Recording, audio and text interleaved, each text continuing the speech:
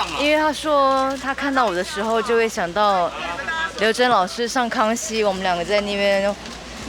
互相调侃啊，然后我闹他的那种画面，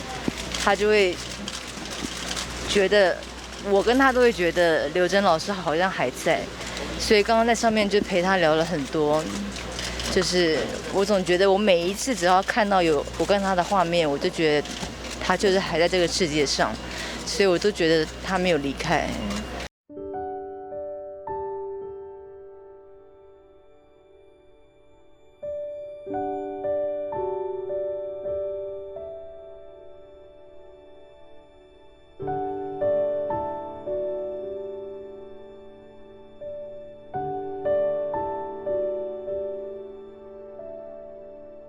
跟新闻大哥聊了很久，然后他希望我多陪陪他，因为他说他看到我的时候就会想到刘真老师上康熙，我们两个在那边互相调侃啊，然后我闹他的那种画面，他就会觉得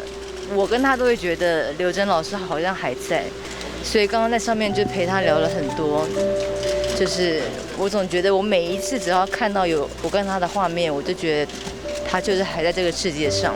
所以我都觉得他没有离开。然后当然也希望兴隆大哥一定要好好的，我知道需要时间，可是我说只要他需要，演艺圈的每一个同仁都愿意陪在他身边。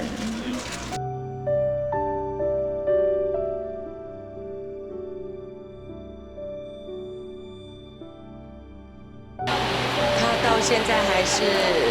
没有办法接受这个事情，还是一直说他走不出来，走不出来这样。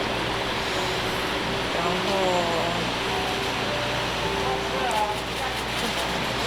我们认识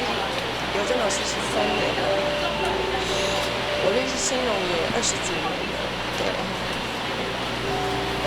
然后满满的不舍，跟我们。在跟刘真老师一起主持节目的那个过程，快乐有共振的时候，我们的相处真的是非常的开心。而且刘真老师就是一个很温暖、充满笑容，而且很甜美的又善良的一个女生，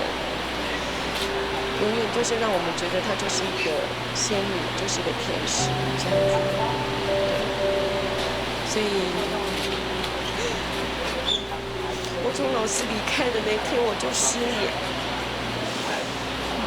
就是只要一想到就很难过，想到就非常难过。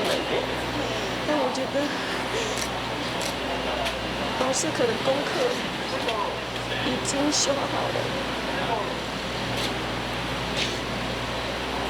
他美妙的舞姿，